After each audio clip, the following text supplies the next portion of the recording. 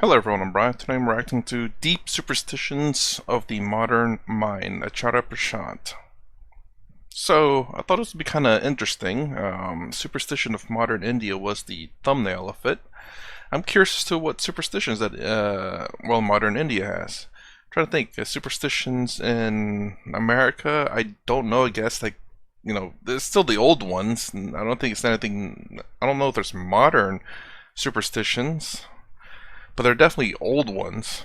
Like, was it if a mirror breaks, then it's 7 years bad luck. Walking under a ladder, black cat crossing your path. All these are superstitions. So let's go ahead and get started. But modern Thank one you, though. Saurabh. At the very outset, I would like to appreciate the initiative of OCLF of bringing people together from different diverse domains. And Acharya ji, it's an honor to be having this conversation with you. Thank you. Thank you. Ji. So, like I said, this is like one of the opportunities where we not only can get educated, like I said, redefining, like Saurabh reiterated. These are the conversations that actually not only help us to understand the concepts we think we have an idea about, but also strengthens the kind of belief system we have. So, Acharya ji, I have your permission. I would like to straight away Please. Yes. because I want people to have the privilege of listening Yes. to your Let's begin. Welcome. yeah.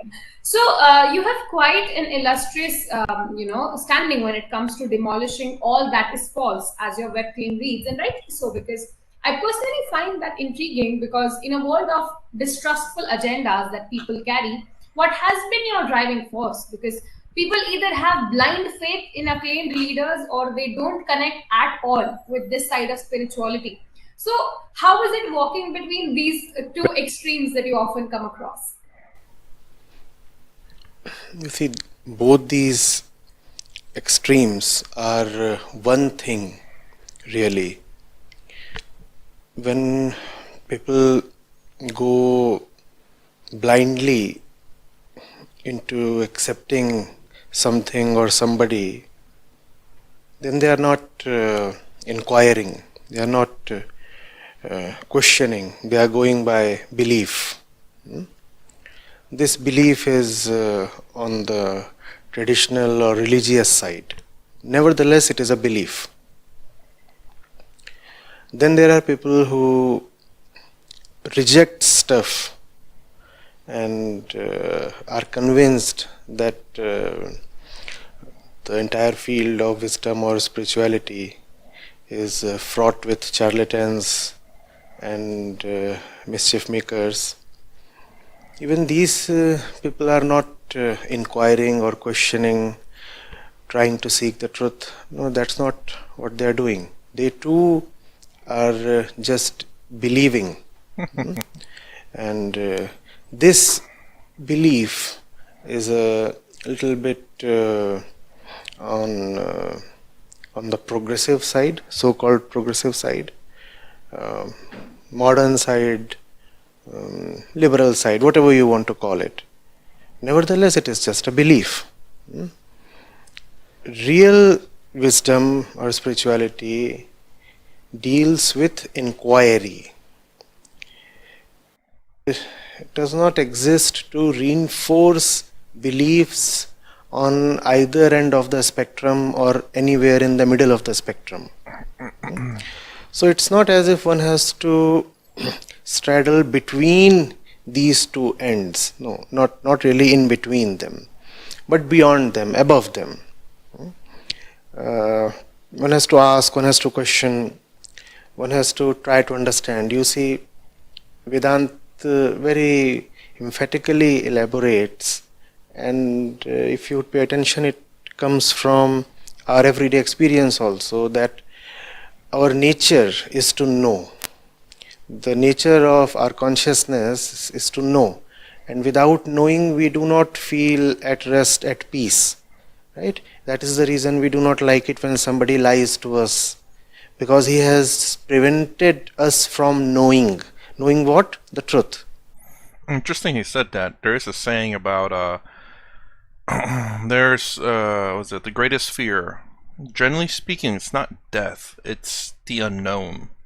So when you start hearing something at night, you're like, what is that? you start to fear it because you don't know what it is. When your mind starts playing games with you, like what's behind my curtain, what's in my closet, I see something moving, or do I see something moving? I don't know if I saw something moving or not. So when you don't know, your mind starts playing games with you. But you get it. Essentially, it's the fear of the unknown.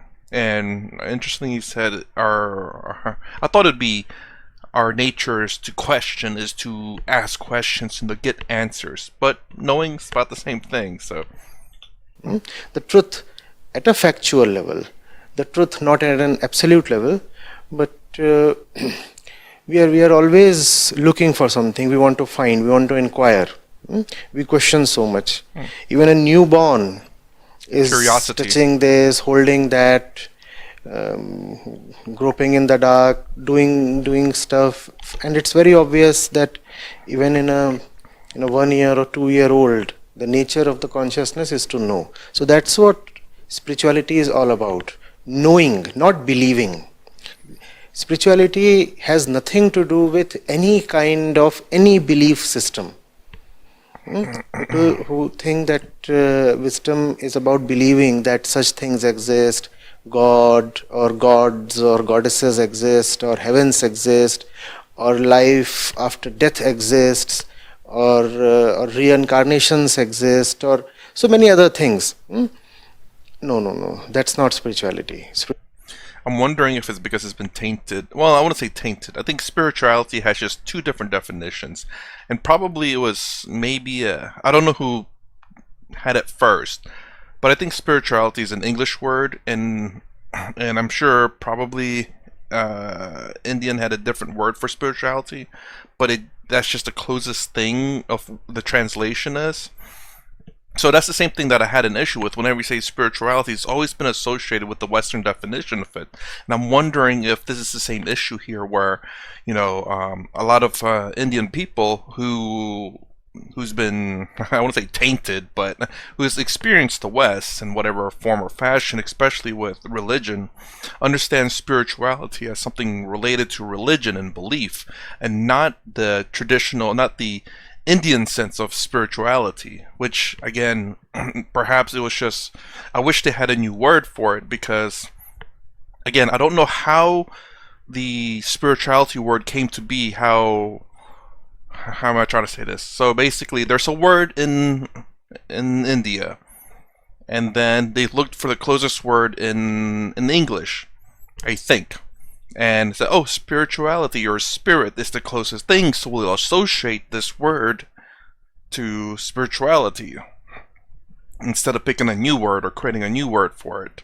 So I think that might be the case. I'm not sure.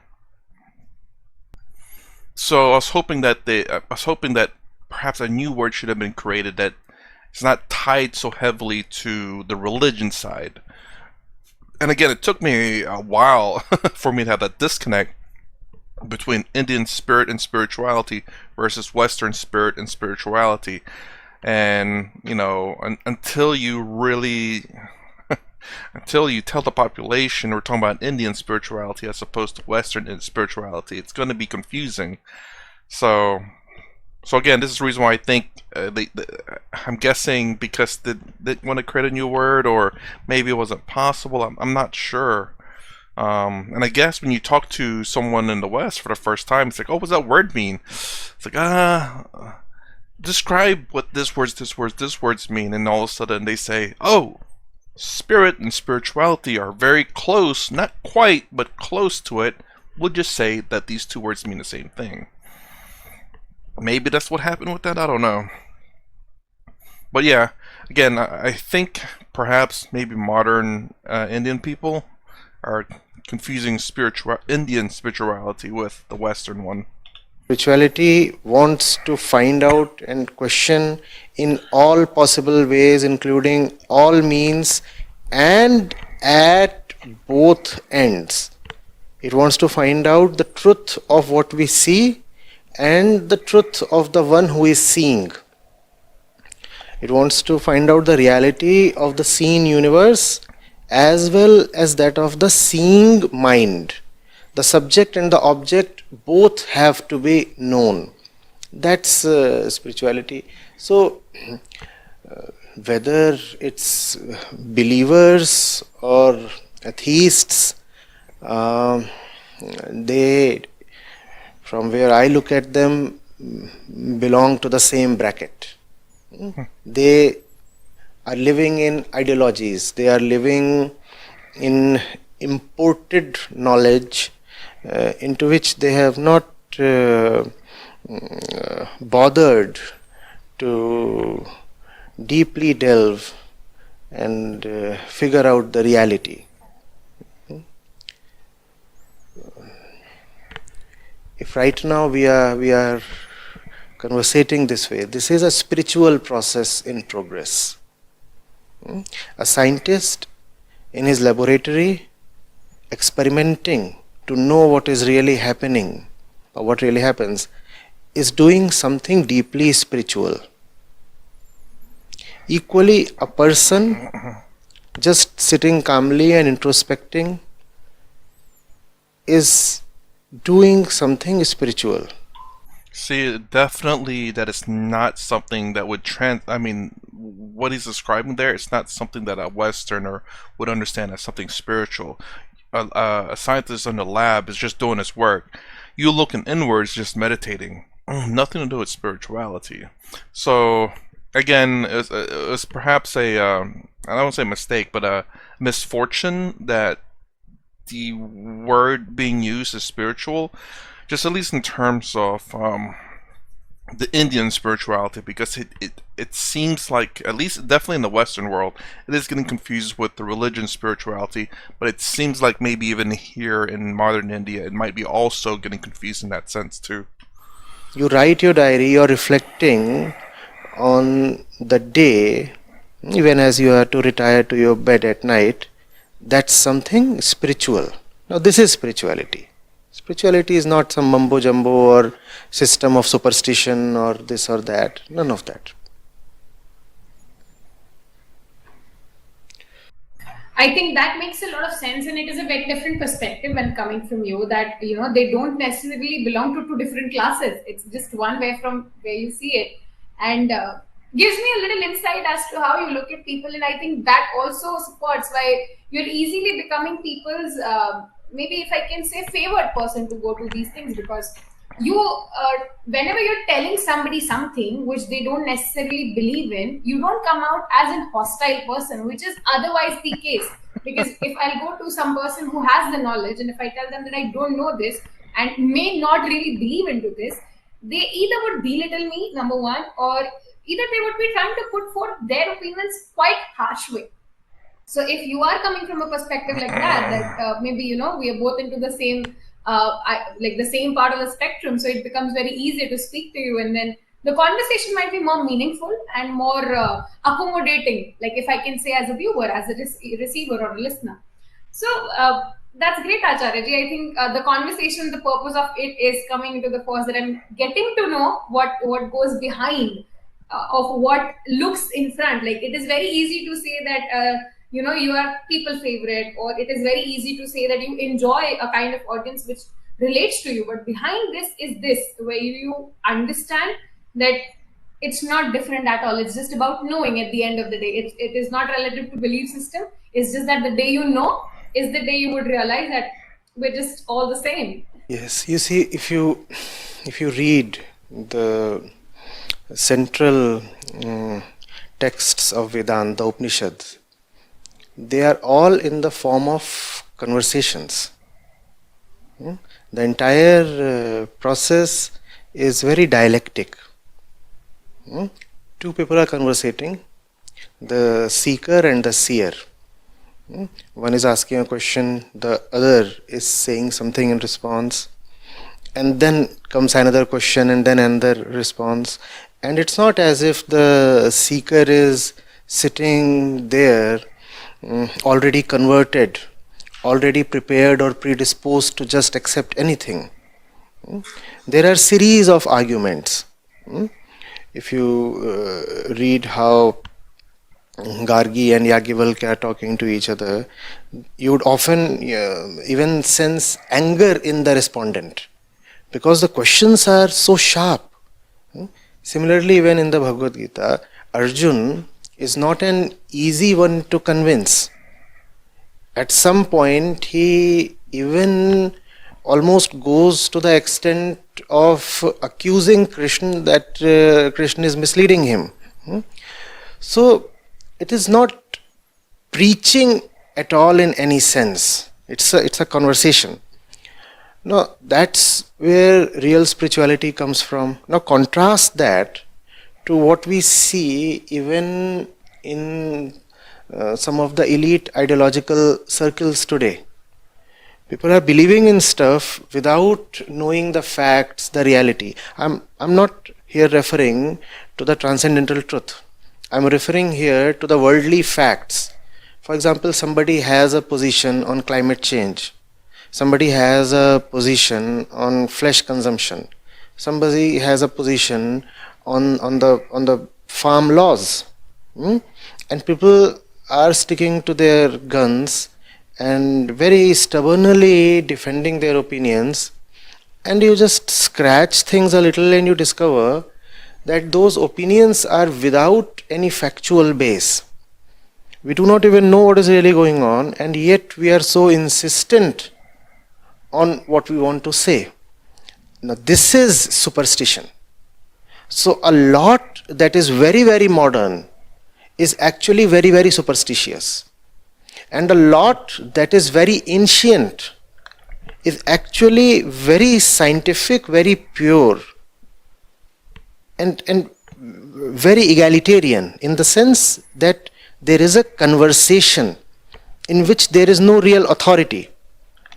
Even if there is an authority, the authority does not want you to accept his words merely because they carry the weight of the authority. The words have to be weighed, assessed on their own merit. So that's the way of the ancients. A way of equals, a way of liberty, a way carrying the most liberal and progressive values. And contrast that to what you see, as we said, even in the most modern, even postmodern circles today. We call ourselves modern, but we are actually operating from very primordial centers. The center that we have inherited from the jungle, the center of the animal. No, the way of the animal is not to inquire. The way of the animal is to just rush after its animal instincts.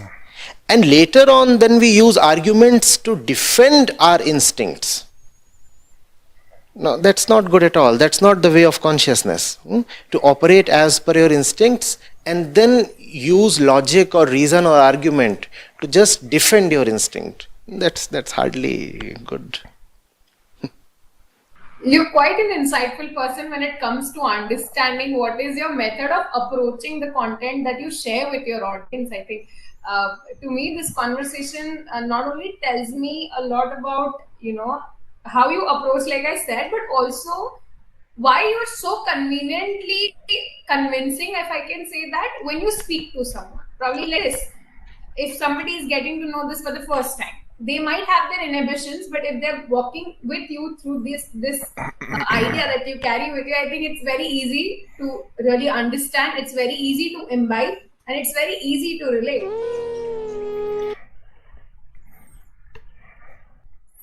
She should have just skipped all the compliments and all the I'd say nonsensical stuff, but just get to the point. I mean, I get it. She must be really excited to be talking to him, but you can clearly see in the very beginning he was like, "You get to the point. Come on." You know, keeps complimenting Acharya. Like, "Oh, you're so easy to talk to. How you're so convincing." And everything's like, "Yeah. Well, he's a good speaker. I mean, he got to his position. There's a reason why he's in his position." But there's not really too much else I can add to that, other than the fact of the spirituality part. And then the second part was, I didn't understand her question at all. She talked a lot, and Acharya was talking about how we shouldn't act on animal instincts first and then explain the reason why we did that with logic. We should be conscious of our decisions at all time and never, I won't say never, but probably shouldn't result to animal instincts as a first reaction. Don't get me wrong, like, we're going to sometime act on our animal instinct for survival purposes. Obviously, if you can always consciously think about every situation, you should, but eventually a lot of your instincts will kick in to try to save your life. I'm not saying use your animal instincts to do harm, but to just save your life or someone's life. It does happen. A lot of military people, they don't use animal instincts, but they do use instincts, something they're trained at, and they have a natural reaction to when certain things happen. So they have not necessarily animal instincts, but combat instincts, muscle reflexes and stuff for reacting to certain situations. But yeah, again, let me know about the spirituality part. I know I've said this before, and I remember people always saying it's like, it's the closest thing in the English language for it, and that really does kind of suck because it's so tied into religion that it's whenever you talk about it, you have to be very clear that how I don't want to say Indian spirit or Indian spirituality, but so that you have a distinct difference between the Western version of it, especially when you talk to people who are very much Western, who are influenced by Western media, or just influenced by the Western world in general, especially religion. That the word spirit and spirituality is going to be so closely tied to religion. It was with me, but now that I hear it, now that I've heard it a lot from watching those videos, that I can detach the word from the Western word, and I understand that when I'm listening to those videos, especially Eastern philosophy, that I know it doesn't mean spirit as in the Western sense, but it seems like I guess a lot of perhaps the young folks are tying that word and they're not being separated. Indian spirituality versus, say, Western spirituality, or spirit and spirit. Because there's one video I reacted a long time ago where spirit, he talked to this English guy, and it's like the spirit's everywhere, and this English guy's like, what do you mean? There's only human spirit, that's it, there's no other spirit. And it was my same mentality as well. It's like, spirit's only in humans, maybe animals, but not inanimate objects. And this guy was saying there's spirit everywhere, in the dirt, the rocks, etc. Anyway, some more reactions to deep superstition of modern mind. If you like my content, please consider subscribing, thumbs up, the sound down below. Thanks for watching. I'll see you in the next vid.